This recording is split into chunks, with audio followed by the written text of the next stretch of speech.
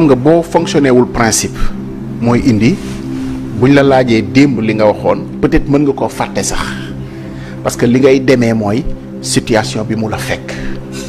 mais bu fekkee ni li ngay wax lu xóot la ci yow di position de principe te nga teg ko rek ci principe du càggan mooy dëgg mais mu doon lu xóot ci yow. li nga gëm du soppeeku. mooy li wolof di lépp naan sa waxi démb dafa war a méngoo ak sa jëfe mais Malick fii est-ce que mënatu noonu ñoo jàngale ñun li fi maam bàyyi woon li Kocc Barma mooloon noonu gor ca wax ja est-ce que mën nañu ko nandalatee xale yi gor ca wax ja soo xoolee li nekk ci ñuy jàngale ci nu seen kàddu démb ak barki démb woroo ak bu tey est-ce que mën nañoo nandalati nit ñi ci boobu ngay wax sa waxi démb mooy sa waxi tey non. méngoo ak sa jëfi de non léegi kay moom dañ koy soppi clairement sa waxi tey moo la engagé c'est-à-dire say waxi démb engagé wu la et ça quand même ça devient très grave parce que li tax mu grave mooy li ñu dem ba di ko assumer publiquement c'est-à-dire assumer ni non sama wax mën na changer circonstances yi mën na ko déterminer. mais da nga daan tollul jamono boo xam ne dañ la naan même booy dee tiyel ci li nga wax te pourtant loolu yàggul mais loolu amatul léegi même booy dee li nga xam ne wax nga ko te muy sa gëm-gëm évidemment boo ko rapporté sur le débat politique li fi nekk ne fi fànn mooy li nga xam ne nii moom peut-être moo tënk réew mi sax ci ku gën a mën a renier waxi démbam peut-être moo la ëpp position sax moo la ëpp daraja ñi gën a kawe maqaama ci réew mi ñoo gën a mën a assumer ni non sama waxi démb mën naa ko teggi circonstances yi mën na ma cee indi li gënoon mooy nit ki ne sama waxi démb mooy sama waxi tey loolu dañ cee war a delluwaat waruñoo suufal wax kàddu yu gor ca wax ja sama waxi démb mooy sama waxi tey yooyu jàngale la yu baax yoo xam ne nii loolu mooy suñuy valeur te dañ cee war a langaamu dëgër ci këcc mais boo demee ba tey nit ki entre ñaari fan lu mu wax tey wecceeku na ci diggante bi ba moom li gën a garaaw mooy fàttalikuwul la mu waxoon xam nga am na ñoo xam ne dañuy tey wecc seen wax mais am na ñoo xam ne fàttalikuwuñu ñoom ni ñoom leneen la ñu waxoon parce que xóotul woon ci ñoom. exemple yi moom je pense que jaru ko sax voilà en fait wax ji bu xóotul ci yow démb rek fàtte nga ko bu tey bi ci nga nekk te loolu lu nara loolu man loolu laa gën a ragal sax pour réew mi que yeneen yi ñuy wax yëpp c'est tellement fragile c'est-à-dire li ñuy wax dafa teguwul ci lu xóot de telle sorte que ñoom ci seen bopp pour salfaañe ko pour ñoom engagé wu leen sax en fait et c'est ça qui est grave c'est-à-dire nit ngay wax te yow jàppoo ni li ngay wax engagé na la ba mën laa tënk ci ngor boo demee ba war koo teg nga ne non lan lay wax waa koñ ba xam nga xale yi dañuy mool yoo xam ne mag ñi dégguñu ko mais defe naa ne xale yi ñooy jàngale sax léegi. très bien. comme amatoo l'empire du mensonge. li moom lépp ci réew mi la rek. parce que day daf mel ni naxaate nas. wuruj naxe ak gasaatal sax parce que ñoom tam ñu foog dañ leen a ciblé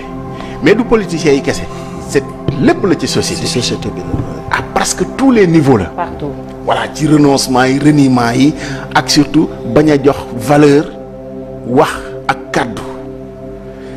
sëy day am léeg-léeg ci lan la ñuy sukkandiku ci ñaari famille yoo xam ne xamante wuñu woon ci am njort bu rafet ku nekk am njort ci rafet ñu toog waxtaan ku nekk jàppal sa morom kàddu ci koo imaginer koy may sa doom wala koy wutali soxna nga teg ko rek ci li ñu ma wax nangul naa leen ko jullit ngeen fu baax ngeen bokk nangul naa leen ko loolu dafa fort ci kàddu googu du utopie parce que tey renoncement warul am ci ñi nga xam ne ñooy porter principe ak valeur même bu ñu leen di saaga